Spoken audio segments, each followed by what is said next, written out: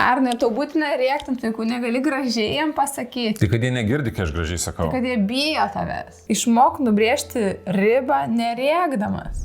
Man taip gaila vaikų, kai jis šaukia. Atrodo, grįžtu į tas situacijas, kai vaikystėje ant manęs tėvai šaukia. Norėčiau, kad nešauktume vienas ant kito. Jis rėkia, aš rėkiu atgal, kažkokia nesąmonė. Norėtųsi, kad kitaip vyktų konfliktų sprendimai.